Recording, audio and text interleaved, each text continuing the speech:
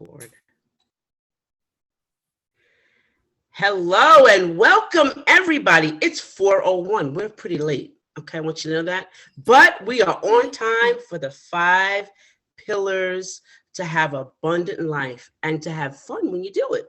So I want to introduce my guests today, and I know that you're waiting for them, but I've been waiting for them because I've been waiting for the conversations we're going to have. So these are some amazing ladies that I've met, and I want you to be introduced to them and be involved with them and love them as much as I love them. So I want to introduce to you first Dr. Monica Y. Jackson. Say hello. Hello, everyone. Looking forward to this opportunity to share what we have to share with you. That is great. Thank you so much. And again, we're gonna introduce our Janice. I don't want to mess her name up. Janice, it is. I know it is. Oh, Obi. yes. Okay. Thank you, Edna. I am very excited to be here, very excited to be part of this platform with you and sharing about the different pillars of life and how much the pillars are in each of our lives and active and how we do it. So thank you. You're welcome. And last but not least, we do have another guest, but I'll explain that later, audience. So I'll explain it. Synethia Granger. Hi, everyone. I'm so excited to be here and to meet these amazing women. And I'm so glad to share what I know and hopefully could give everybody something to work on and, just to enhance our future in whatever way we can. That's terrific. All right, so we're going to get started. So the 5 pillars of a happy, abundant life are faith, family relationships, financial freedom, physical and mental health, and fun. Now, the physical and mental health, we had our April Diane, but she was called away for an emergency with a family member. But we're going to fill in because I know that there are 4 capable women that can fill in this part, physical and mental health. But we're not going to get started on that first. But we're going to introduce each part of it by the person that is speaking on it. So we're going to get started with faith, which is our Dr. Monica. She is going to share the spiritual part of what we should be in our lives, what we should be doing, because these are our strongholds. These are where we're supposed to start. So we're going to start with Dr. Monica. Thank you so much for the introduction. I am going to share my screen just a little bit to show individuals how they can reach me. I am Dr. Monica. Can you see my screen right now? No. Okay. There we go. There we you go. There you go. I am Dr. Monica. I just want to share how you can connect with me before I get started with my presentation. You can reach me on my website at drmonicajackson.com. You can also follow me on Facebook on my book page, which is Wounds of Wisdom book. And my personal Facebook page is Dr. Monica Space Jackson. Also on Instagram, you can follow me at Wounds of Wisdom by Dr. Monica. And on Twitter at Dr. Monica Y. Jackso without the N because they limit the number of characters. So you can connect with me in all those ways. You can get the book and hopefully you will learn something from the presentation. So I will stop sharing now.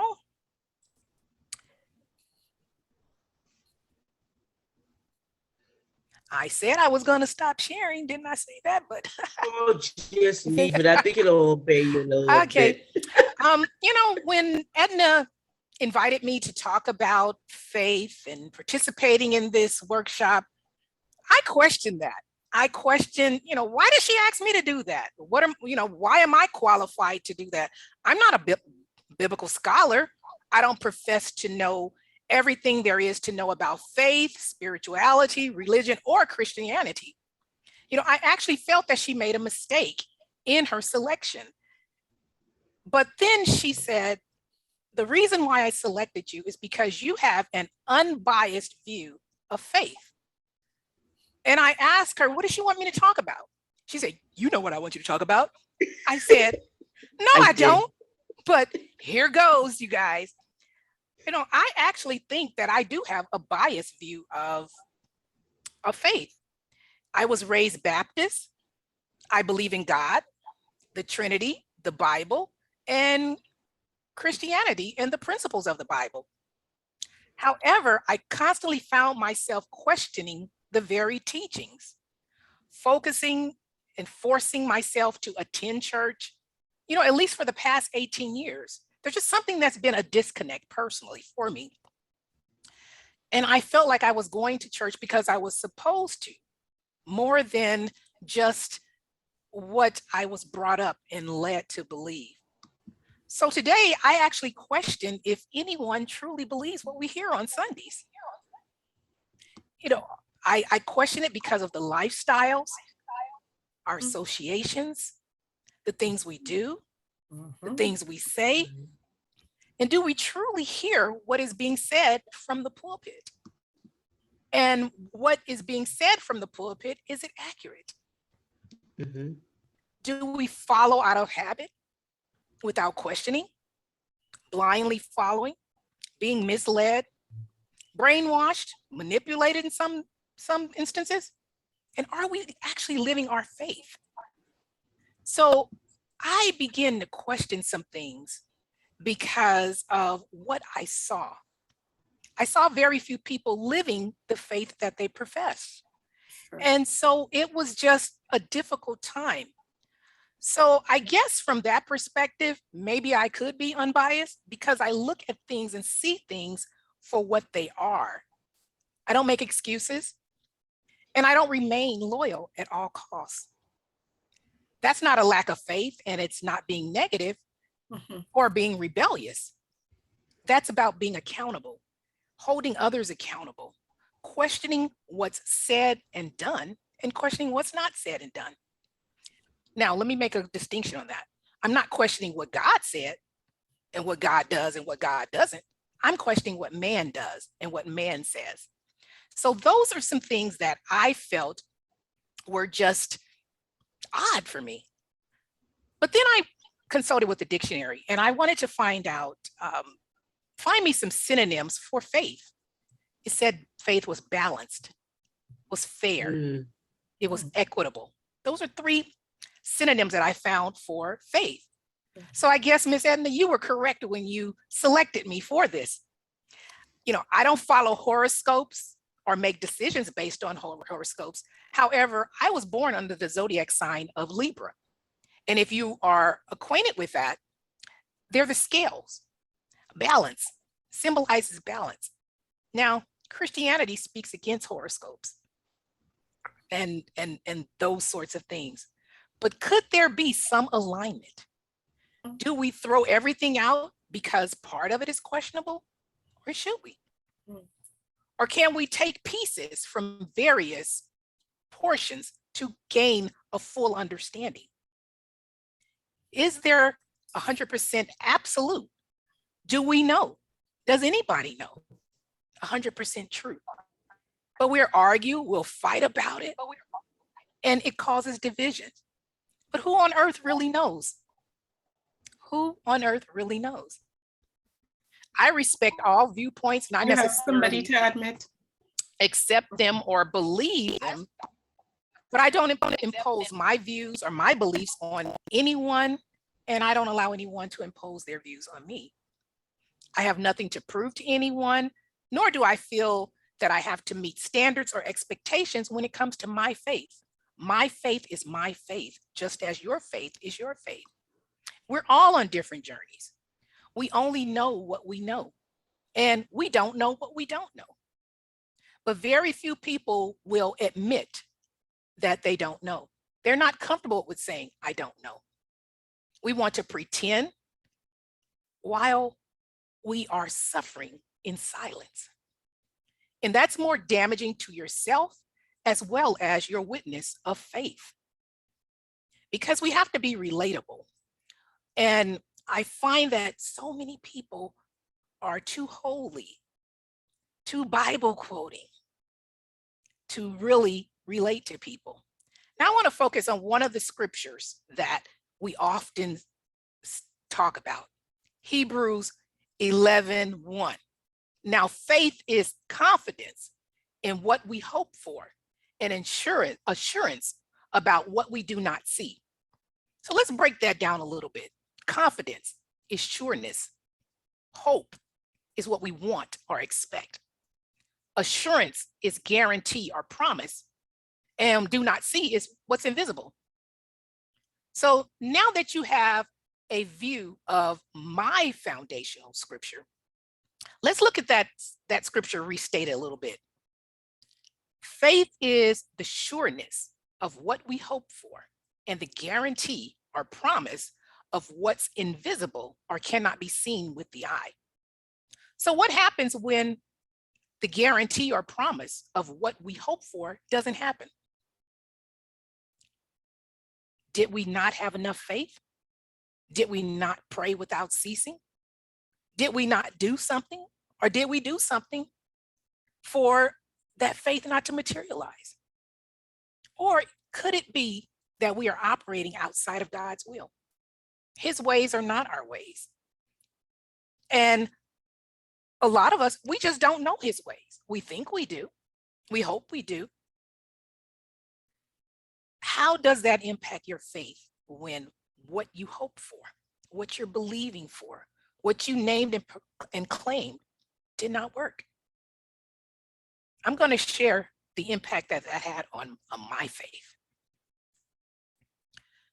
I believe that great faith is birth from great storms. I'm going to repeat that again. Great faith is birth from great storms.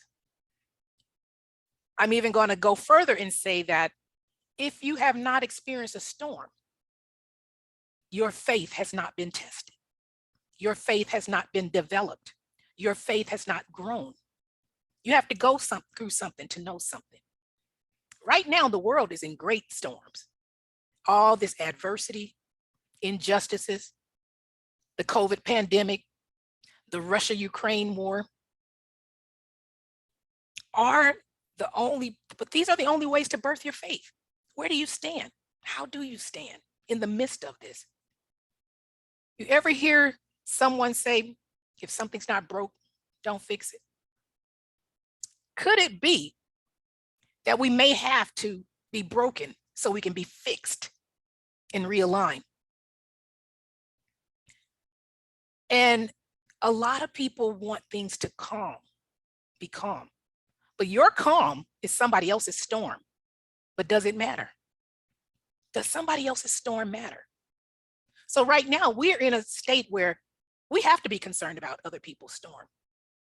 And a lot of times we are not concerned, but right now we're forced into being concerned about somebody else's storms. Otherwise, it's out of sight, out of mind. In the book, Wounds of Wisdom, that I wrote, readers say to me that the storms that I went through would have destroyed most people. But it didn't destroy me. Storms are wounds. Wounds from friends, wounds from the workplace, wounds from family, church, marriage, business, and our children. They will impact your faith. They will test your faith, especially when your faith is displaced. Storms align to focus our faith, I believe. Weathering the storm becomes an attitude because you have to maintain your sanity and your peace. During my storms, the serenity prayer became very paramount. Lord, help me, Dr. Monica, to accept the things that I cannot change. Okay. And to also be confident and know the difference, have the wisdom to know the difference, that when the things that I can change, that I can change. The things I can't change, I leave alone. And too often we try to change things that's none of our business to try to change. During my wounds, friends said things that were unfriendly.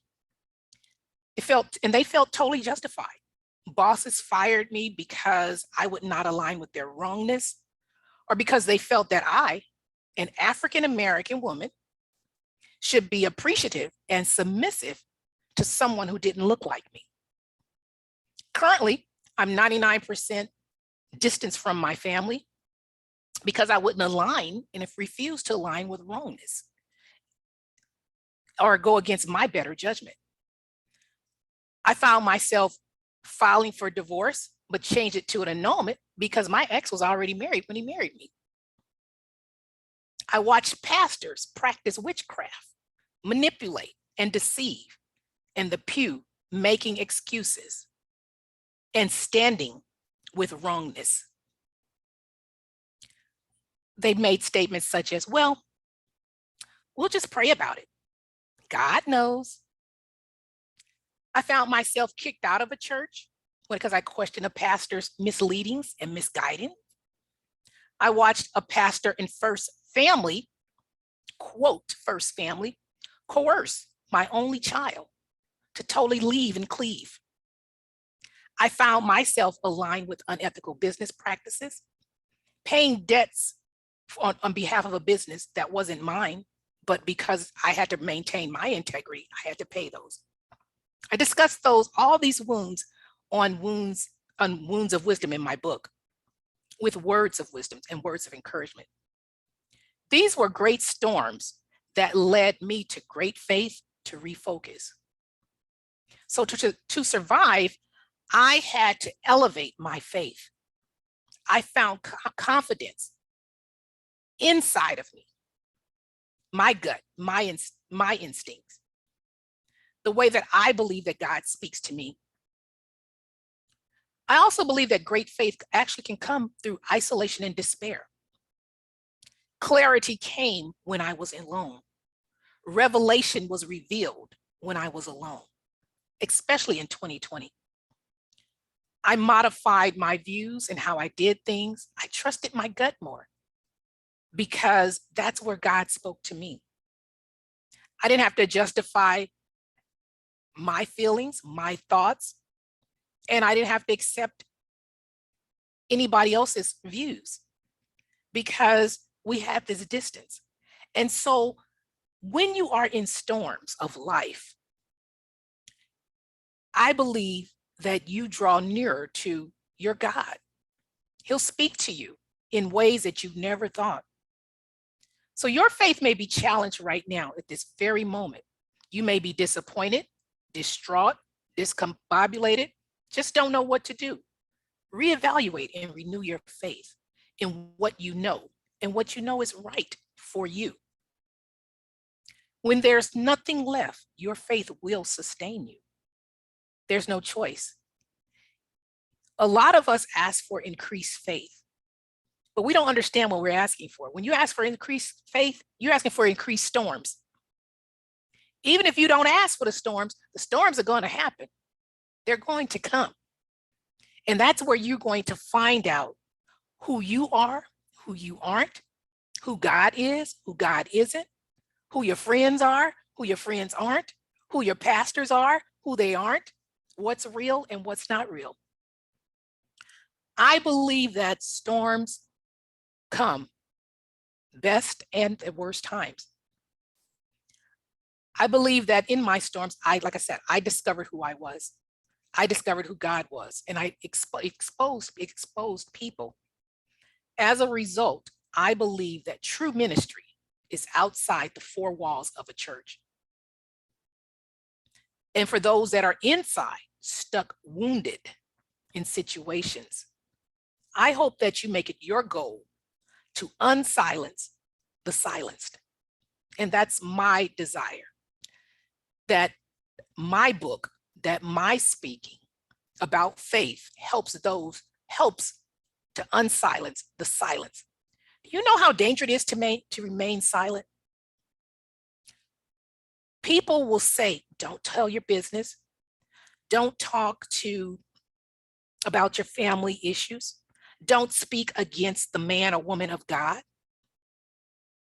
But what does that do when you don't speak up? You don't know. And that's also a form of manipulation and control. Because if you don't know that somebody else is going through what you've been going through, because you choose to be silent and you've listened to others say that you're supposed to keep silent, you can't heal. I question, a lot of times, do we want healing? Some people don't even know that they have a choice to heal. I was speaking to someone, and didn't they, because of their faith, because of their beliefs, because of their upbringings, they did not know that they had choices and options. So I encourage you to speak up. The more I've spoken about my wounds, I've found that there's more people who have gone through and are going through some of the same things that I have. And had I not spoken up, they would continue to live silently suffering. So I'm going to close with 10 points I want you to take away with respect to faith. I want us to let you know the church and God are not the same. Those are two different things. And a lot of times we've been taught that you must go to church. Now, I know what the word says about assembling. I know what it says. However, God can meet us anywhere. And if you are not aligned with the right church that's doing the right thing, you may need to rethink where you're attending. The second point I want to make is trust your gut and your instinct. A lot of people, I feel, forget how to think. They forget that they have options and choices. But you are responsible for every single choice that you make, good or bad, and the consequences that come with them. No matter what the situation is, you always have a choice. It may not be a good situation, but you have to make certain choices. A wounded state is a moment in time. It's not permanent.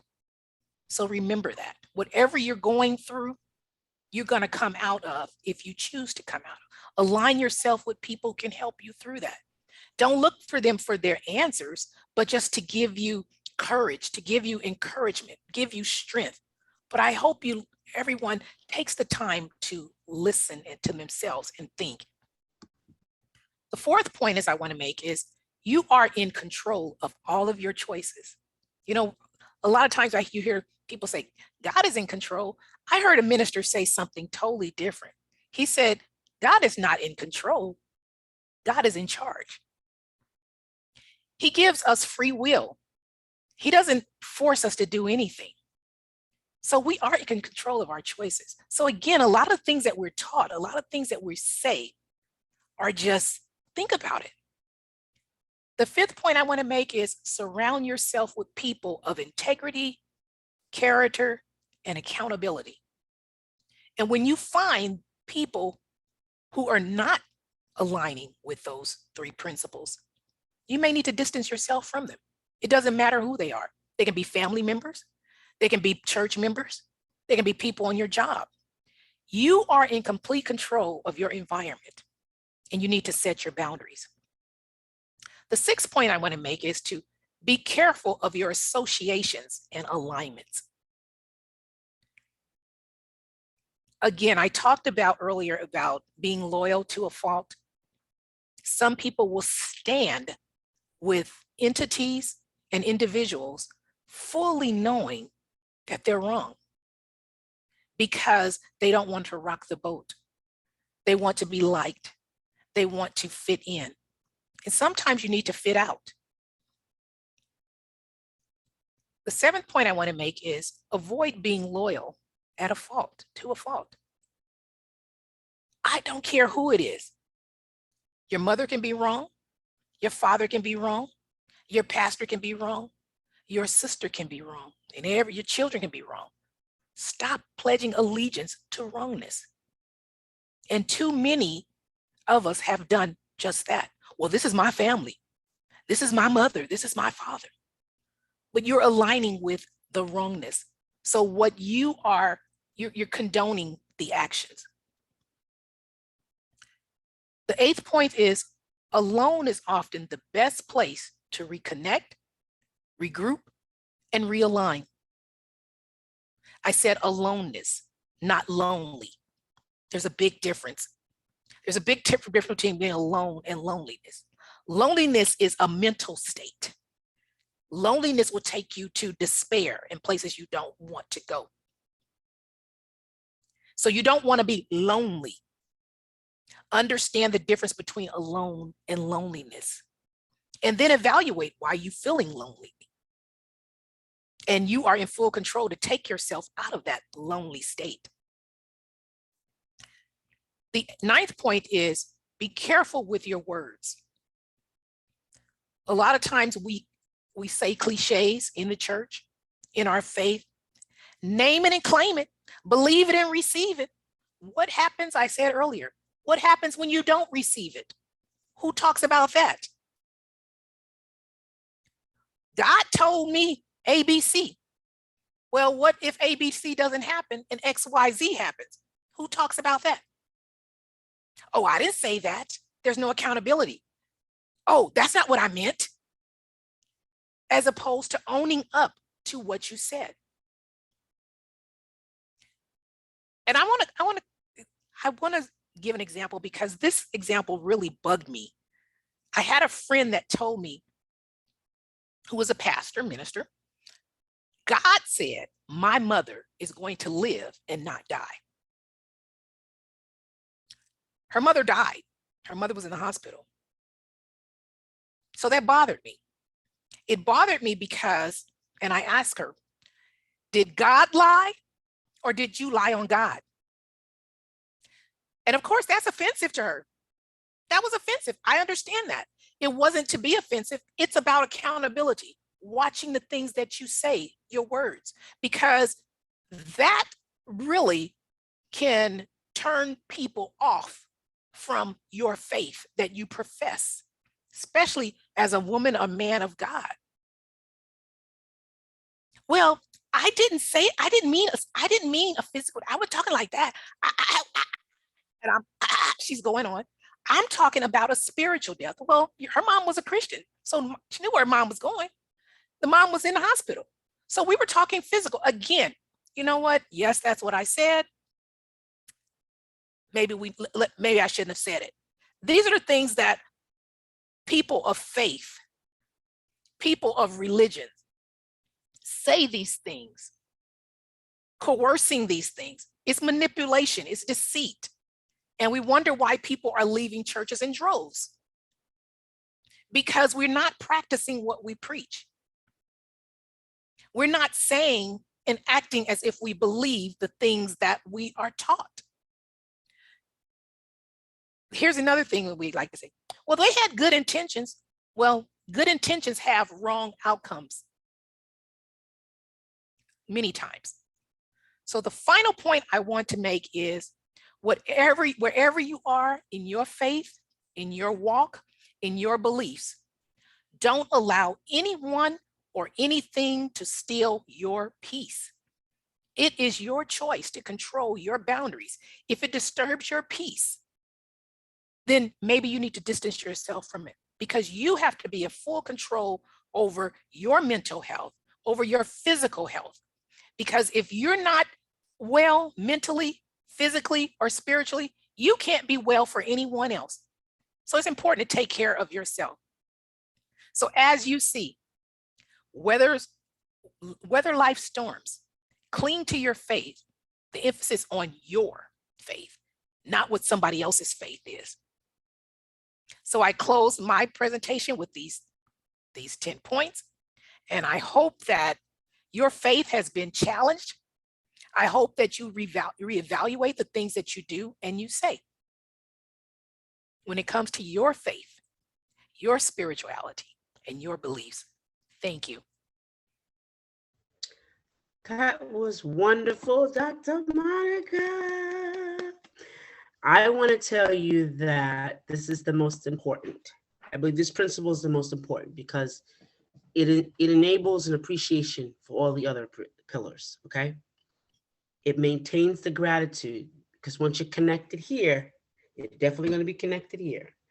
So I appreciate what you said. I'm a cheerleader. I'm in the background, I'm saying it. I'm really saying it. I've been there and I've done all that. And it's important that our spirituality is our own. It's no conceptions from the outside, because spirituality has nothing to do with outside, always has inside. And thank you, because you covered all grounds. And I knew who I was picking. I knew who I was picking. Well, I'm glad I did what you asked me to do. No, you did what was supposed to be from inside, and I thank you for that. And we're going to get to the next one. This is a really dynamic webinar, and I'm so glad that I have these great women and our visitors and our live people, wherever they are, because I have them cut off, but we're focusing on us. So I want to go to our next, which is I believe family and relationships, right? Is that our Jenny? Yes. Oh my goodness. I have to follow Dr. Monica. Okay. Oh, well, you know what? When you follow, you definitely can lead. So go ahead. I'm going to go ahead and screen share, and it says it's going to pull hers off for me. So let's Okay, see that's if it fine. will Go work. ahead. There we go. Okay, let's see. I don't see my screen share. I'm gonna it's not, give me just a minute. Okay. I gave you all authorization to do be host, so you should be able to do it. There you go.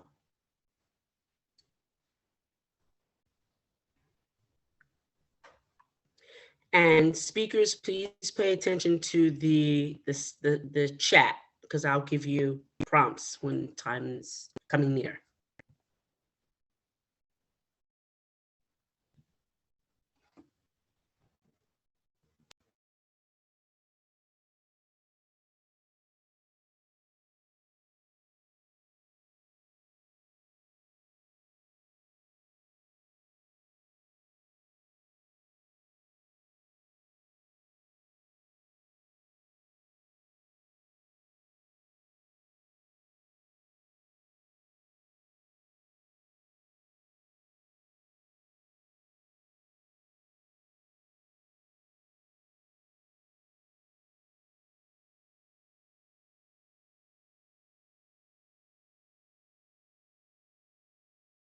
All right, I'm trying to get up. It doesn't seem to want to load.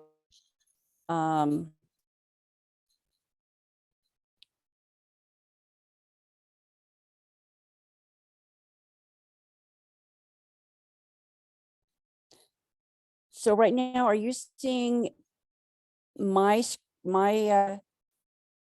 we seeing your page?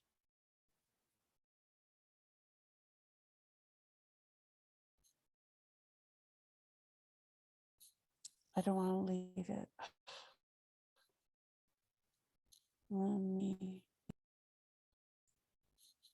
We don't see your screen, Jeff. I know, I'm trying to figure out why it's not Janice, rather. allowing me. It first came up with that it removed removed Dr. Monica's, but then it didn't pull mine in. So I'm not exactly sure what happened. And it doesn't. No. Okay, it's not giving me the option.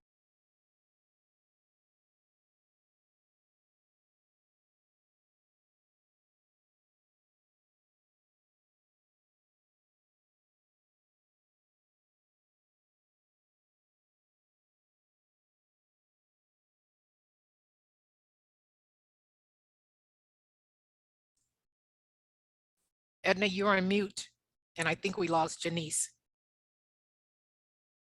I think she might have clicked herself off on the wrong button. Technology's good, but it's kind of, I think she might have gotten off, but she'll get back on. So let's just keep this train moving. And once she comes back on, then we'll go through. What do you want to say? Hi there. Can you hear me? Yes. Hi there. I Hi. wanted to actually say how much I resonated with Dr. Monica's words. There were so many things that you said that were so amazing. And one of the things you said was how our choices affect so much of what we do. And I have 2 kids, and I always tell them that all of our choices are like doors on potential paths that we go on in our life. So if we have a choice to make, it's like opening a door of towards the path of the kind of person you want to be, right? So you have a choice to make. And if you open this door, it puts you on the path of the kind of student you want to be, the kind of friend you want to be, the kind of life you want to have. And that also goes with what you were saying with the people that you have in your life. The kind of people you have in your life also puts you on the path of the kind of life you want to have, of what your story is. You know what I mean? And it's so important that you said that all of your choices, we do have free will. And those choices are critical to determining who we are going to become in our journey.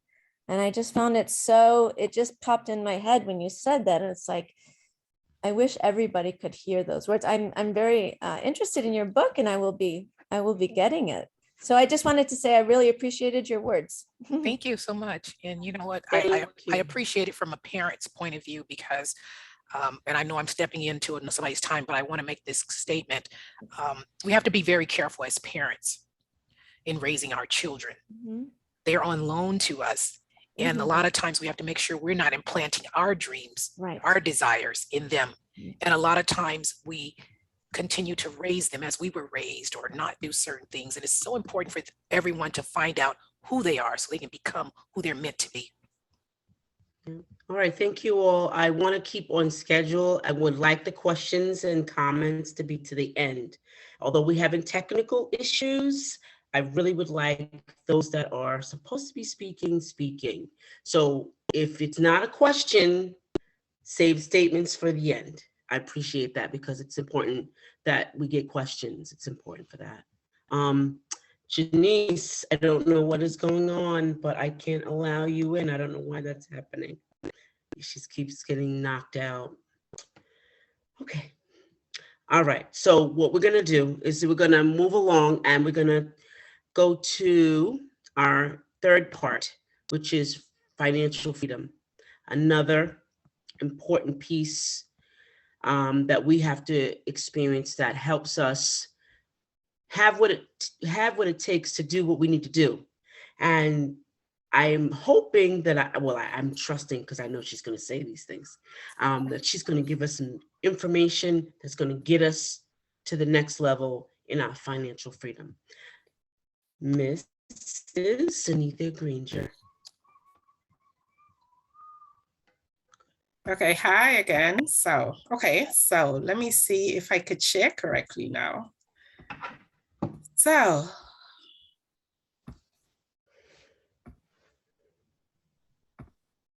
everybody seeing the screen? Yes, ma'am. Okay. Well, I am.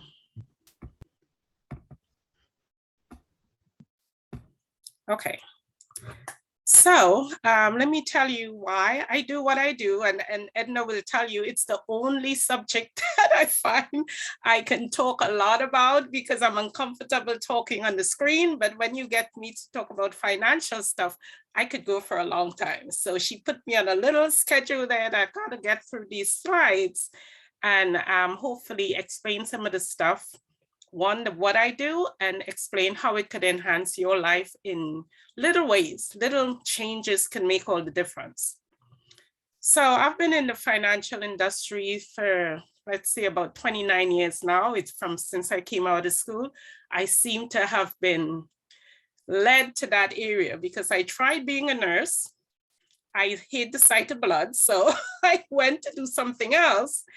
And I qualified for my teaching certificate, but when they put me to teach in what we call a secondary school, which is high school over here, I was scared. I just couldn't think the thought of dealing with teenagers on a normal and everyday basis because I was I was just past a teenager myself. And the thought of it scared me. So I went into finance. And I've been there for ever since in different areas. And I happen to love it. I happen to love meeting new people because I do get kind of bored pretty quickly. But this, let's say this career changes so much in itself. The career is a ever growing thing. You learn new things every day. Statutes change, everything changes almost weekly, bi-weekly. So you keep learning, and it's just where I want to be. I love sharing what I know, hopefully to enhance everybody, to give them a new prospect, you know, for them to position their life in a little different way so I could show them what the little changes can do for them. And I've happened to, you know, be fortunate to meet very nice young people because I love teaching young people because I think once they understand the concept of what financial planning is, they stick to it. They will encourage their friends. They send their friends to me because now they understand it's not that hard because we're taught like in a wrong way, just how like Dr. Monica was saying, what we're taught sometimes is not the real thing. That's just not how it works. And we get what we get from our parents or friends, or, you know, we grow up in a certain community, and whatever we get, we believe it. And we kind of put, you know, just go forward with that, learning on that and not changing anything, not even looking for changes, because our mindset is that what we learned is what is right, and that's not how it is. So I prepared a list. This says Money Talks, and it's Finance 101. And I'm hoping we do some more of this because this is like the start of learning what financial planning and, you know, just doing a financial journey for yourself and your family.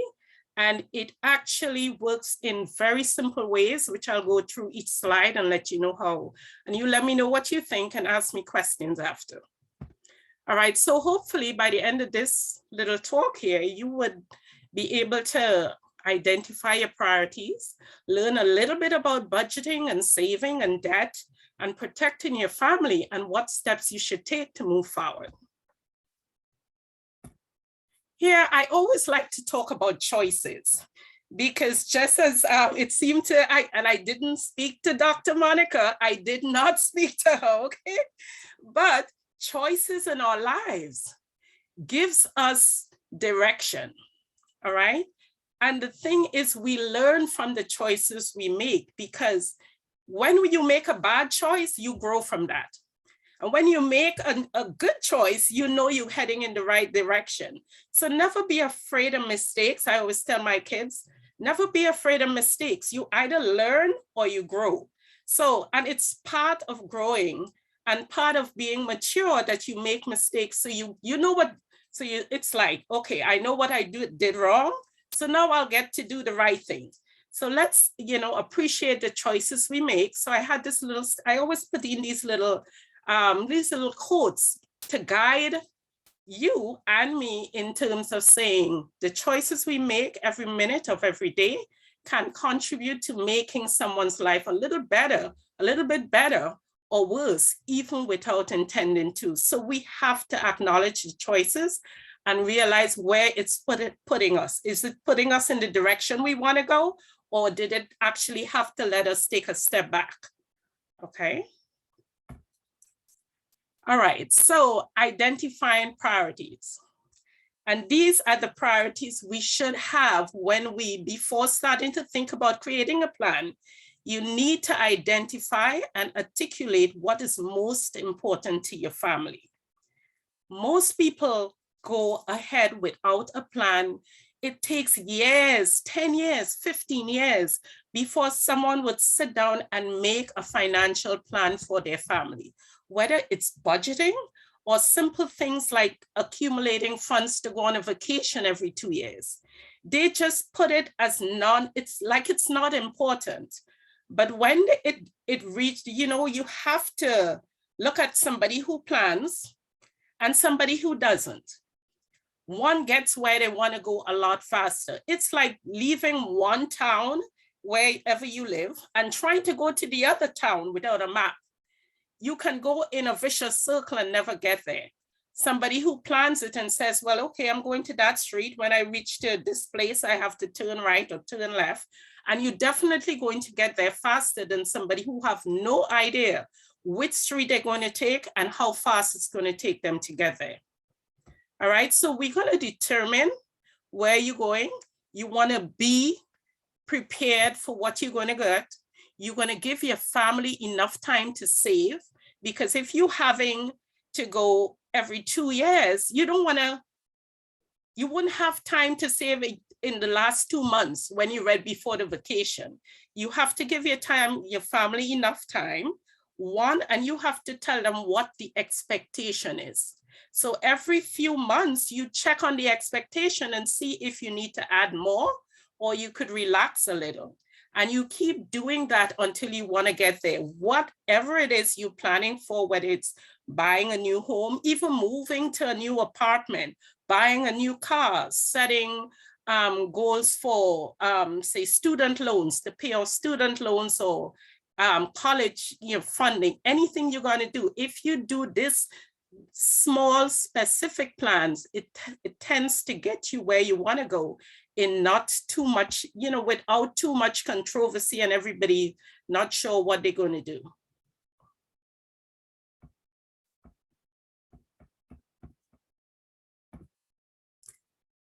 This one is a kind of budget.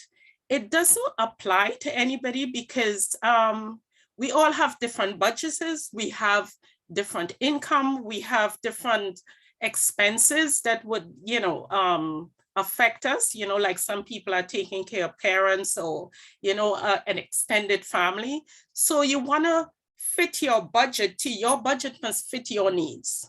Your budget must be able, you must be able to work it in a way that it doesn't strain anybody. So if you have 5 people who are bringing in income, one must not feel stressed while the other is having a little bit more flexibility. You guys have to work together to make sure it works. And it will only work when it's a plan that we all embrace. So that's why they said, you have to plan with the person, make sure the person has their input and you sit down. It's not like you stringent about it. It has to be flexible because it doesn't work if everybody doesn't take part in it. So we have current expenses like monthly bills, and then you have like the long-term aspirations. Those are what I would call like buying a house. Some people want to buy a boat, or like my son, he has this plan to buy a boat. Different people have different things, but the current expenses is what you have to have as priority. A lot of people, they bring their income in, they spend what they want to spend and then save the balance. That's doing it the wrong way. It should be done the other way around. You take out what your expenses are, your priorities has to be first. It's like your rent, it's your grocery bills, it's your insurance, it's what medical expenses, is supporting religious, and we take supporting religious obligations as part of your priority. Donating to whatever you want to do because you want to encourage yourself or your kids to get involved in supporting little things in their community, all right? The long-term goals and aspirations is stuff that we talk about, like you want to move to a bigger apartment, a bigger house, you want to buy a new car in 3 years, you want to save towards a college fund, you want to pay off some extras on those credit card bills, you want to pay some student loans and stuff like that. One thing I wanted to put in here that I didn't see on the slide, and I take it like very important when it comes to bills, especially credit card bills. Some people say, well, I want to be debt free. it might sound good. It might be a good sound bite. But if you want, especially in America, if you want to move forward, you have to show that you can accumulate debt and pay it off. When you accumulate debt and you pay it off, it grades up, your credit score goes up. If you had no debt and you're paying everything in cash, guess what? When it's time comes that you need, whether it's student loans, a loan to buy a car, a loan to buy a house, even move into a different apartment, you would have problems getting that approval because you haven't shown that you have the capability of getting a debt and paying it off. So here's what I suggest.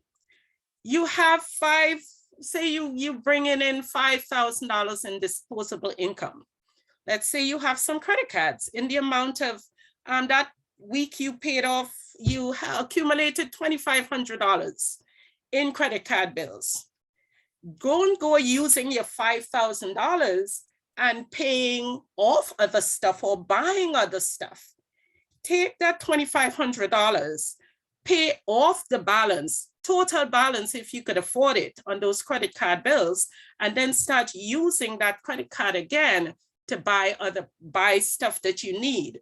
So don't use your disposable income to keep buying stuff and having credit card bills standing there. Use the money, pay down the credit card bills, and then use the credit card bills again, credit card again to buy new stuff. If you continue doing that, I can promise you within a 3 to 6 months, you would see that your credit score starts going up 30 and 30 points every single month. And that's the easiest way that you could control that whole credit score thing, because people panic about it and they don't understand how simple it is to accumulate that, to get that credit score moving in the right direction. All right, so we have just a couple more slides I wanted to show you because I don't want to overstay my time and I want to leave time for the end that we could go over questions. Yes, please check your chats. I'm telling you how long you have. Okay. I don't see any chats coming up there. Did you send me a chat? Check the chat. And I text you in the phone. I'm Okay. texting everybody. Okay. Stay on time. Okay. All right. So this is where we're talking about understanding good debt versus bad debt. That's like in the credit card where I'm telling you, using the debt that you have, don't make it to be bad debt. That's like not paying your credit cards and you're going to pay to use your disposable income to buy more stuff. Use the credit card, whether you control it to say, okay, I have 3 credit cards. This one is going to see about some of the household bills. This is going to see about this, but make sure that you pay it back every month to make sure that your credit score goes in the right direction. You're accessing your credit report. We'll talk about that on another time, but it's very simple too. Highlighting inaccuracies in your credit report. That's something you want to go over your credit report every few months and see if there's anything there that shouldn't be yours. You want to make sure that anything that should have been paid off, you want to keep in contact with that, keep abreast of it because it does make a difference. Repaying that, that's a little bit about what I spoke to you about before.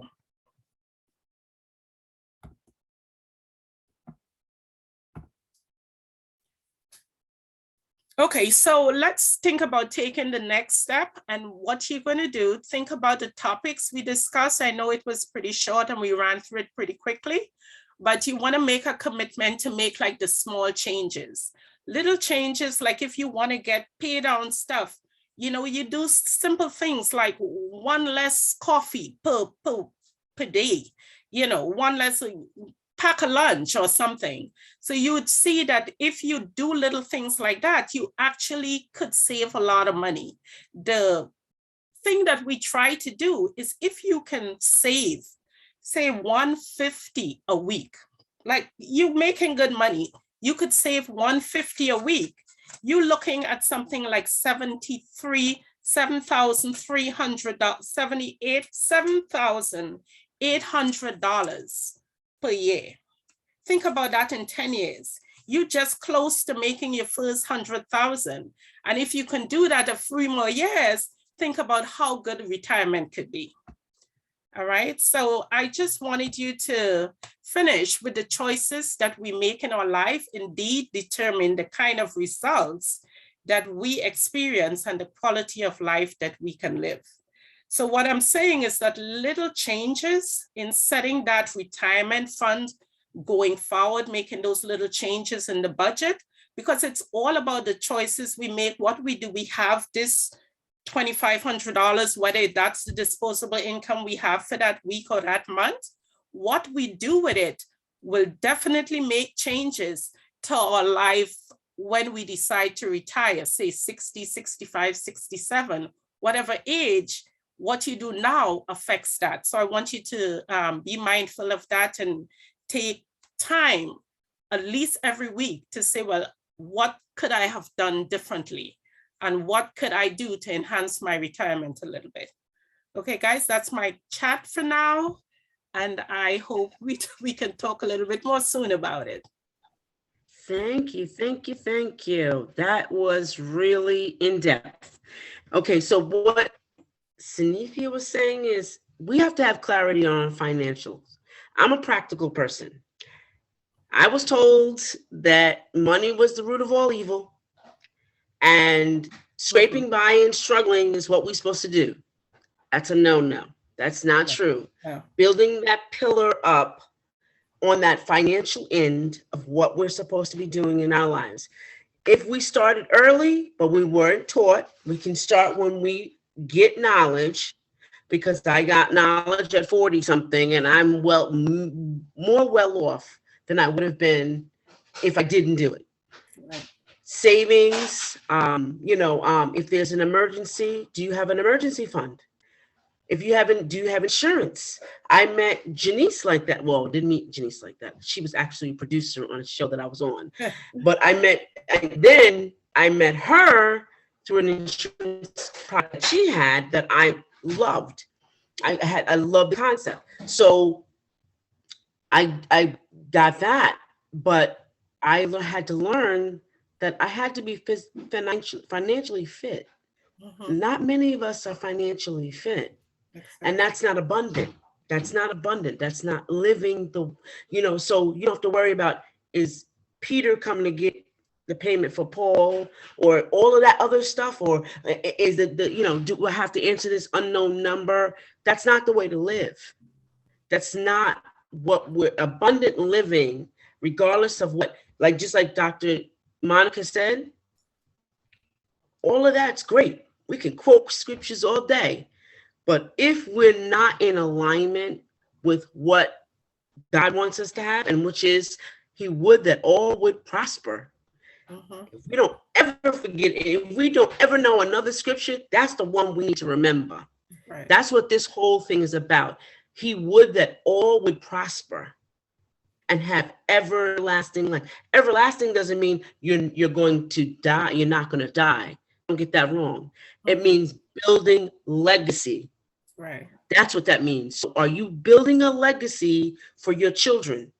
Are you telling them, are you repeating a habit or a pattern that you need to break? Right. That's what we're all here for, is for us to break generational and intergenerational patterns. That's what we're all here for. That's what we're doing. That's what God brought us here to do, is to break all that. Is to end that humanistic part of that so that we can live abundant. Right. So we need to stop tricking ourselves. And Dr. Monica, I'm going to go right on back, right? But what she said was, we're tricking ourselves. We're fooling ourselves out of an abundant life because we're not getting, we grin and it's so great. No, it's not. Stop it. Right. I used to quote scriptures all the time, thinking they were going to help me. I didn't know what they meant. Mhm. I was just saying something that somebody else said. Mhm. Stop it. It's time to stop it and really live. And living means doing some work and not depending on what we call, Dr. Monica, God out here when God is in here. Yeah. He's not out there. Although he's one of with all of us, he's the connection happens in here. Yeah. No one has to tell you, because let me tell you, I was raised with my great grandmother. They never talked about church, but somehow I knew there was God, and I would ask God for help on certain situations. So how would I know that if they never talked about that? It was in here already. Mhm. It was in here. And I'm telling you, I'm fired up with all you ladies, and I'm going to get to the next one because this is really powerful. What we're doing is powerful, ladies. I'm telling you, we're meeting of the minds that not many women meet on the minds of, all different aspects, and making the point that we're listening and we're embracing what we're doing, what each of us are doing. So I applaud all of you. I really do. But we're going to get to Janice now, because now she's on board now. We got her now. So I'm going to do her PowerPoint, but she's coming at family and relationship. Hi, everybody. Finally All right, got the here we go. technical. Can you hear me okay now? Yes. Okay. All right. So she's going to set the You- PowerPoint up and we'll go through. I'm excited when Yes. she asked me to speak, and then she gave me the topic, which I thought the same, family and relationships. And that's interesting. But when I really sat and thought about it and thought about how where I am today in my life, where I am sitting here. Well, I'm with my daughter actually in Tahoe, but where I live is in the East Bay of California, where I'm 20 minutes from my daughter and her husband and two of my grandkids. I'm another 25 minutes from our son, his fiance, and their soon to be kids. And then my daughter's 35 minutes away from us there. And we are very much into meeting up and connect a lot, like every day on the phone, meet for dinner several times a week with one family or the other. We celebrate birthdays together. We celebrate life together. And so I want to actually, Edna, can you go up to, you want to go up to the first slide? You ended up on the third, I think. There you go. Is that it? That's the first one. And then you can open up the presentation.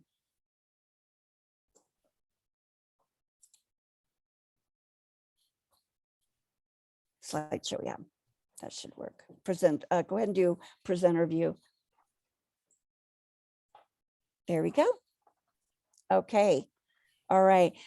So I'm excited, and not only am I excited about this part, but when I read what she was sharing, what the pillars of life are, they very much resonate with me, every single one. And they're actually, I'll share later how so they are in alignment with my life. Go ahead and go to the next slide. It just has a brief, I want you to stay here for a minute while I just do the introduction to family and relationships. So for me, family is one of the most important parts of my life, as well as relationships is as well. And I'll share how that is so in a little while down, but you can see, you could screenshot if you like this. It has my email, my LinkedIn, and my Calendly invitation. I'm a life solutions advocate, and I'm a mom, I'm a grandmother, I'm a wife. I'm celebrating my 40th anniversary with my husband the end of this month on March 31st and April 3rd. And so for that, we are flying to Europe to do the biggest vacation he and I's ever done together. So I'm very excited. Anyway, go ahead and go to the next slide. I love this picture. I love the hand of the baby. So I just had to share that. Anyway, go ahead and go to the next one. So when I started thinking about family relationships, it's kind of funny. I too looked up the definition of family, and I want to note something too, that from the background history I've had, I've been in a recovery program for several years where, and I am a Christian, and I've been in a lot of different groups, and sometimes our family may not be the family that we can be around.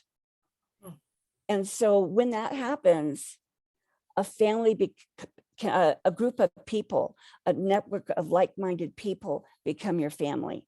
And I just want to share that because that's important to know, that even though we may have a biological family, if it isn't a safe family, you can have a new family. And then go to the next slide. Relationships. That's okay. And then you hopped through it.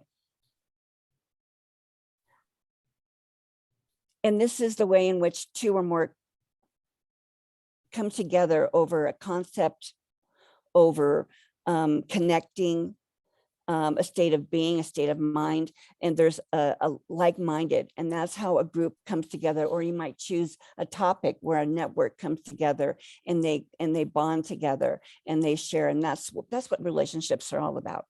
Go ahead to the next one.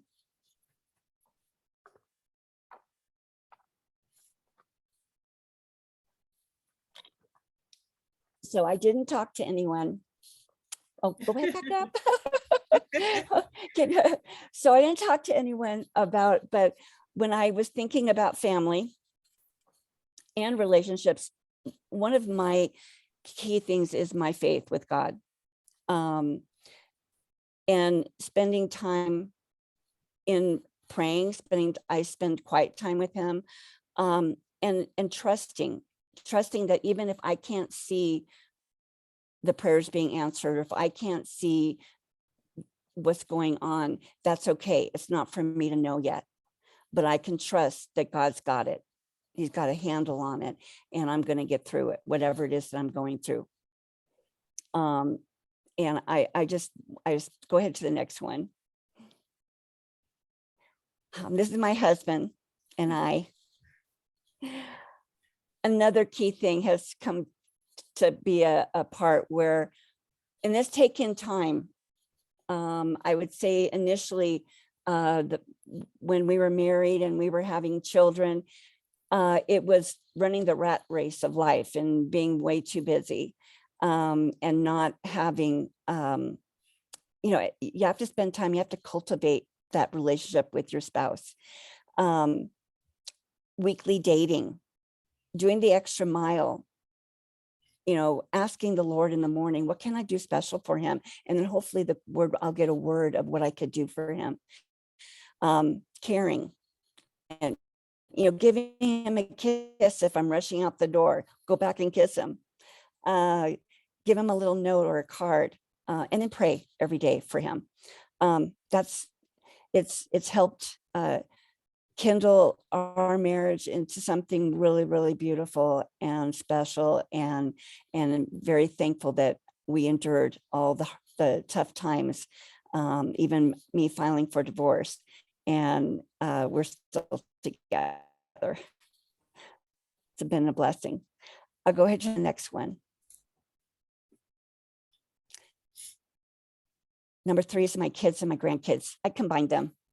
The top picture there is a few years ago, but those are our kids. We have 3 kids. We've got 2 daughters and a son.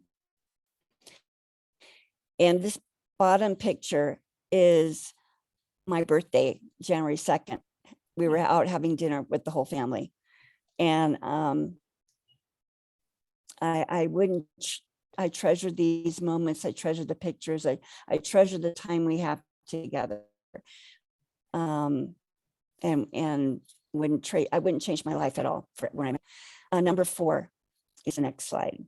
And number 4 is building relationships. And when I think about the amount of time I've been with Barb Marshall, who we do this Christian TV show, but knowing that we've been part of a ministry together since the early 2000s. And when we started wanting to create another pathway in the ministry, we decided we would go onto Facebook and we would create a group.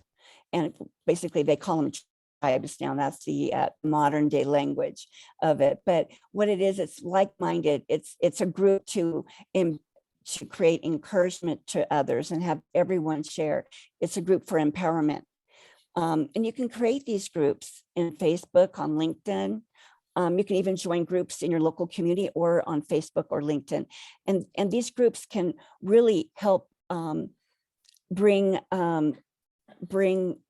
enlightenment to you, depending on the group that you choose to join. And I've joined several different groups through my life, and I'm still involved with several. And have several wonderful women that are part of my life because I've joined these different groups. So I just, if it's not something that you have done, I encourage you to do it. And you can find all different kinds of topics, from motivational, inspirational to even, being a craft or an art or exercising. Go on the next slide and you'll see some of the things that I'm a part of. So you see Love Your Life Ministries. We have a new page on Facebook that's called Love Your Life Community. And there we just share, we just want to inspire and encourage all of us who walk in our faith. I also have a gym, and I'm part of a Breakthrough Academy where you can meet up with people and you can inspire and encourage and motivate each other to healthier living, a better lifestyle. And then because of COVID, and this is how I ended up connecting with Edna in 2020. In 2020, California really shut down during COVID.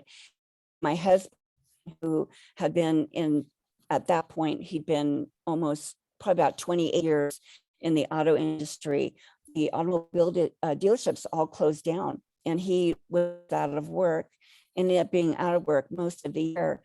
And it kind of left me thinking, well, maybe it's time for me to seek a job, seek employment. And someone shared a concept with me. They reached out, it was networking. They reached out to me, well, actually reached out to my husband and shared it with him first. And he said, you have to see this. And when I saw it, I had never heard of living benefits, which is having a life insurance that you could use in life, not just as a death benefit, because it gives you the opportunity to access the death benefit in the case that you get sick or injured. And it resonated with me and I liked it. And so I joined the business, this Premier Financial Alliance. And this heart is a picture of that. And what that heart is the pillars of life, Edna, are 5 key things that we have to have in line with in our life and with the people that are joined with us, is our faith, families, finances, fitness, and fun. So it's pretty powerful that you have pretty much the same pillars. And so now I have found a reason and a job that I love doing. I work from home. It's my own business, and I get to share with people a different way of having an insurance policy and a different way of creating a retirement fund for themselves if they need to. And I love it. It's really been motivational and encouraging. Go to the next slide. So what I have for you as the guest of Edna, when you hear these, what are your 4 top people in your lives that you want to develop and cultivate that relationship with? Write their names down, whether it be a family member or someone that's a friend or a relation. And you can screenshot this slide if you like. And then write down 3 things that you can do this week for them and plan it out to do it. And just cultivate relationships and keep your families together, keep them strong and growing. Thank you, Edna.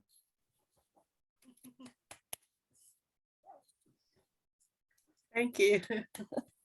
That was really good. Really, really good. I like that. I like it. And you know what? I'm mad at her because she said copywritten. Go girl. Oh, I like that. I really like that. She copywrote that. That's excellent. That's such a great intro to what you do as your business. And I like that.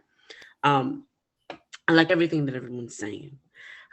So it's 5:16 and you guys know I'm on time. So I'm going to delve into my part so everybody can. My part is the fun part. It's Yes. fun. Okay. So one of the pillars of being involved or being part of your life when you're setting up your house, because we're nothing but a temple, right? We're nothing but a temple. That's all we are. We're just for the use of the master, and we touch lives with our hands and everything. So when we're setting up this temple, we gotta have fun. I can tell you that I had a resting BIT face for years, thinking I was all that. Okay, it was resting. It was just like that. This face. Okay, this face. And people started saying to me, "Are you not happy?" And I'm like, "What?" You know, because I thought serious is what you're supposed to be. Now, listen, I was apostolic faith, and I'm going back to Dr. Monica and Janice. I was apostolic faith, and I was Christian. So this face is what I thought it was supposed to be. Until I connected with my 5-year-old, who didn't care about any of that, didn't even know what that meant, didn't know what Christianity meant, didn't know what apostolic meant, didn't know what spirituality was, just knew fun. Having social fun. Now think of this, a 45-year-old finding out that she can have fun. Think about that. A 45-year-old thinking she can go out and hang out with her friends, go dancing, still love God, have a great time, have a financial future, and be great. All of a sudden, this would happen. That's why I got these wrinkles right here, but this is what happened. It was like the world opened up to me. I was like, man, I can have all that and still have fun, still love. If I didn't have, relationships with my kids, I can start building because I can start creating my own boundaries. Or if I did have them, I can still create boundaries. If I had friends, I could learn to love them for real, not to use them, right? What I learned was, and I have a PowerPoint, and I forgot all about this PowerPoint. I'm so sorry, y'all. Because I was doing Janice's. But my name is Edna White. I am a life purpose coach. That's what I do. You can find me anywhere, EJW Coaching. Just Google that on Instagram, on Twitter, on LinkedIn, Facebook. My group is called Wounded to Wonderful. But that's who I am. If you want to end generational curses, come here, because I've had a whole lot of them. Okay. and my coaching career was born out of me having those things and wanting to help other people and discovering that everyone needed an opportunity like I had. So as I was saying, 45-year-old waking up to the news. Okay. Just waking up. Woo, fun. Okay, fun. I can exercise, fun. And God brought it back to my memory that I said when my mother asked me when I was 12. She says, "What do you want to do? You want to be when you get older?" So me looking at her and she looking at me. And I remember that my mom is working hard every day. Comes to my head.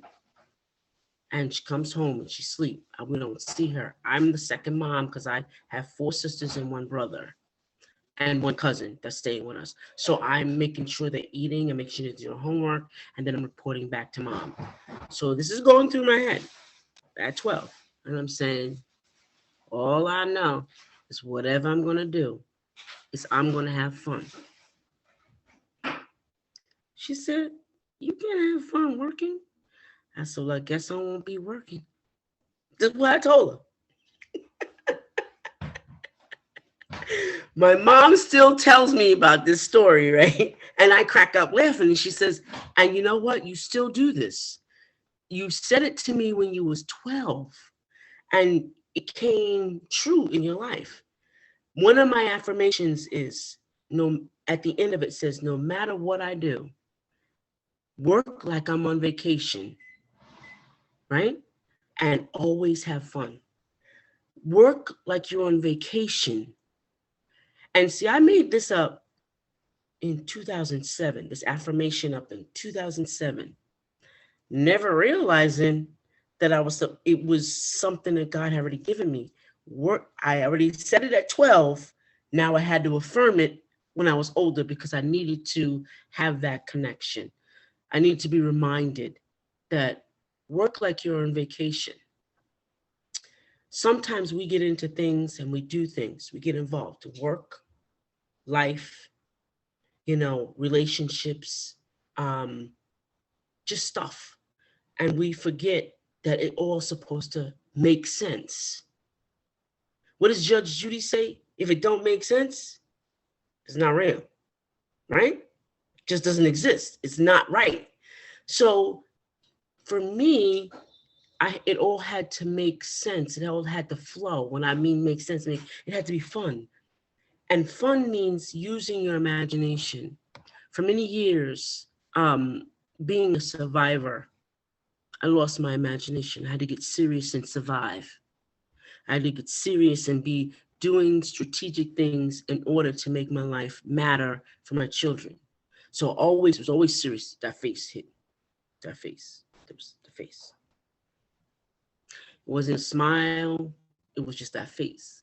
And because I was always thinking of the next move that I had to make for what I was going through. And that was survival mode. But when you're in a fun mode, you don't survive. You thrive.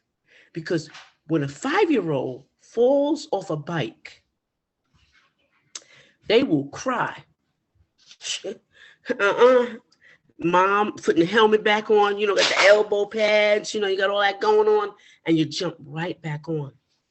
You jump right back on so you can get on and just ride, right?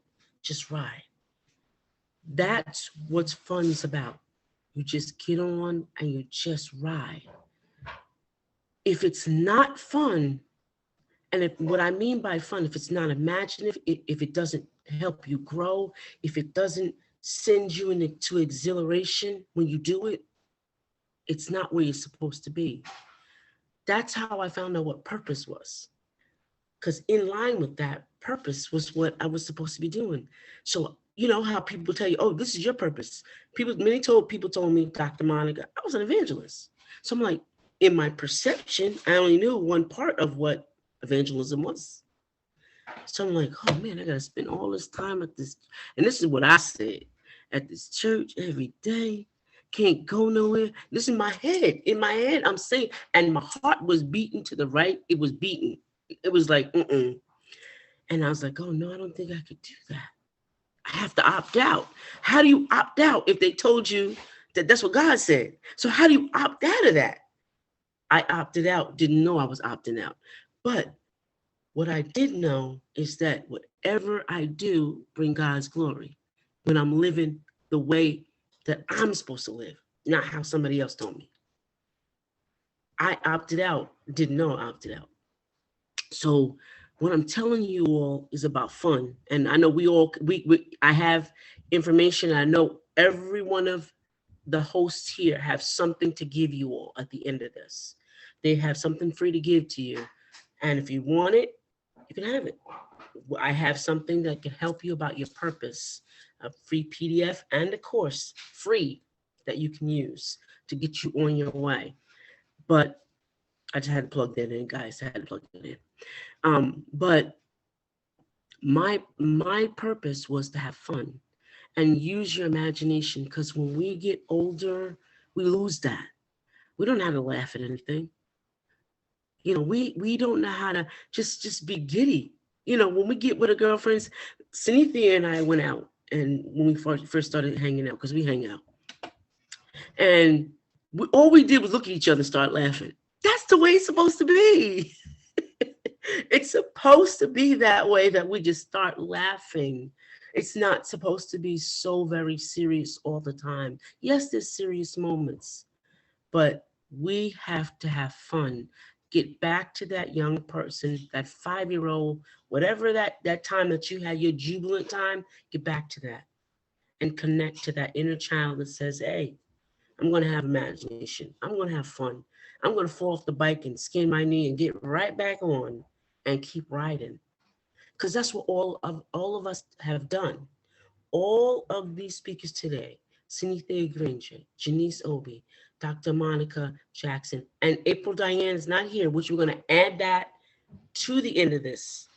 We're going to add her part to the end of this, because it's going to be, we're going to create, all of us are creating the course. So whether you all know it, audience, we're going to have a course behind all of this. But we all fell off the bike and got back on. Why? Because we met each other. There's a reason why we all met each other. It's a reason.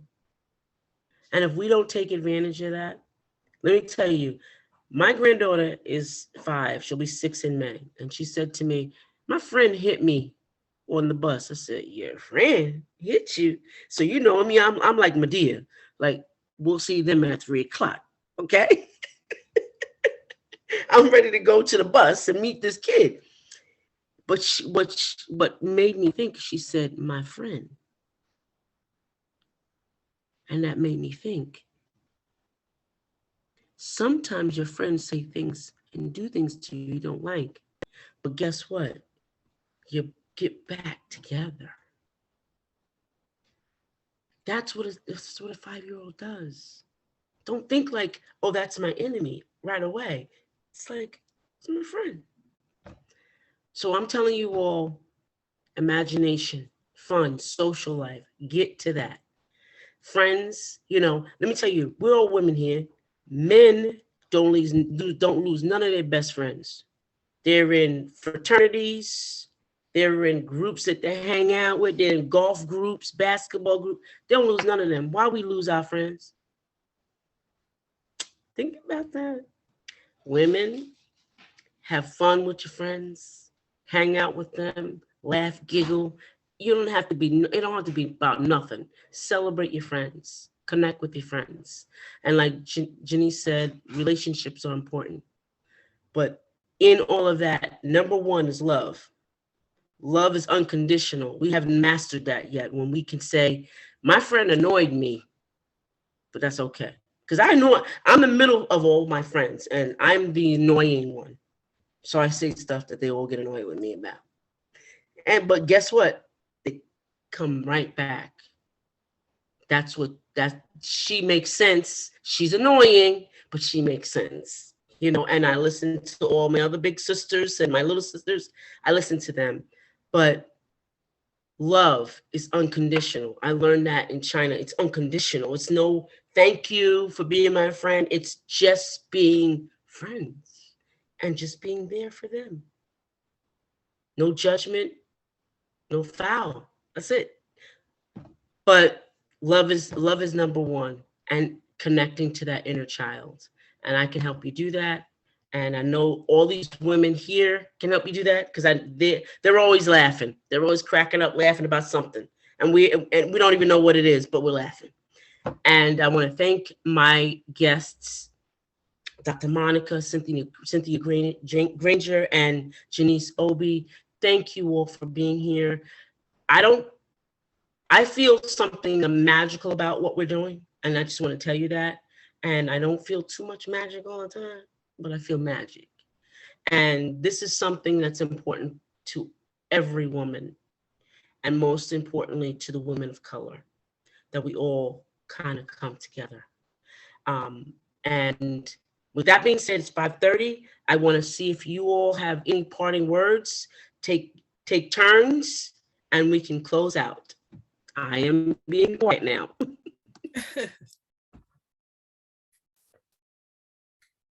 Okay, I'm gonna go first because I didn't see anybody.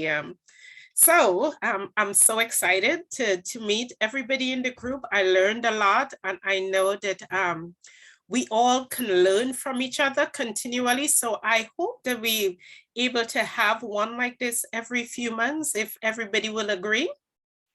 And just like, you know, kind of build on what we trying to, because today we just had to push everything really quick to make sure we get our PowerPoint together. But I know we could extend and share a lot more what we know, because I'm learning a lot already. So I don't want to stop. So, so if everybody could just think, okay, that's me. Thank you. Okay, bye. Thank you, Cynthia. I'll go Denise? next. Okay, Doc. I have my book in front of me, and I just want to quote something. You talked about friends. And one of the things that's at the end of each chapter of my book are words of wisdom. And we didn't touch totally on mental health, but I want to make sure that people guard your peace, guard your sanity at all costs, whatever it takes to do that. And I'm just going to quote, it's a words of wisdom number 20 on page 44. It's actually, it's two of them, 18 and 20. Stop calling everyone friend. Recognize when some friend terms have expired, accept it, forgive, and move on. You know, sometimes we call everybody friends, but we have to be careful with that. They're associates, acquaintances. Everybody's not your friend. And so therefore, like I said, we have to guard our heart, guard our mind, guard our peace, guard our sanity at all costs.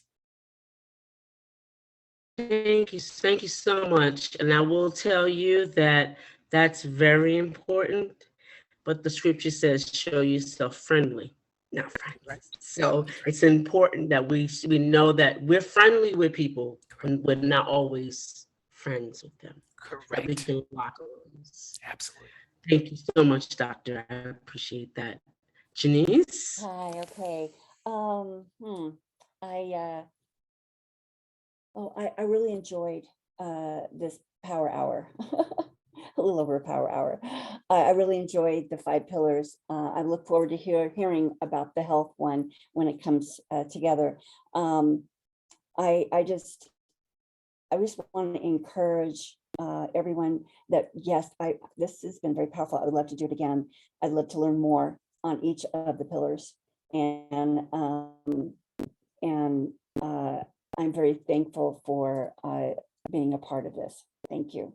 I wanted to say too that if anybody would like a free questionnaire that talks about it's an overall picture of your current finance state, along with getting coverage for insurance, I'd be happy to send you the free questionnaire. And you can determine, you can keep it, you can fill out the form, and if it's a value to you, just do a snapshot of where you're at today. It can be very helpful.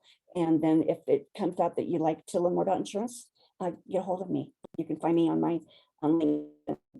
Okay, thank you. Wonderful. And now if we have any questions for anybody on the panel. Well, it wasn't really a panel. Just anyone, any 4 of us. Andrea is our guest here that we can see. If Andrea has a question to any one of us, you're open to do that. Well, I jumped on here because I don't even know how I encountered you, Edna. I know that it was while I was going through a really bad divorce, and somehow we connected, and it always seemed that your stuff would pop up at the perfect time, the words that you would say exactly when I needed them. So, and I don't know where you came from, but it always seemed to happen at the perfect time. So I've always kind of just listened to your stuff, and then I saw that this was coming on, and I respect your vision, and it's always very powerful for me. So so thank you for allowing me to be here and listen to everyone and learn something new. That's amazing. So guess what? Because you're here, I thought you were a guest of someone else. Yours. Sorry. I was like, okay. No, honestly, it was very, I would always think it was such a coincidence, because it was always like I would be struggling with something, and it was like Dr. Monica said, you know, I don't know if have you ever heard of Joseph Campbell? Mm-hmm. He goes through the hero's adventure. Yeah. And the cycle, and that's what Dr. Monica was talking about. And when you're broken is when you reemerge and you become the hero in your new Right. story. Yes. Yeah. And Definitely. yeah, and that's what I was listening to you, and for whatever reason, when I was at my most broken part, I would kind of sometimes jump on your page and I would look at your stuff, and it helped. So I'm just a lingering admirer of yours.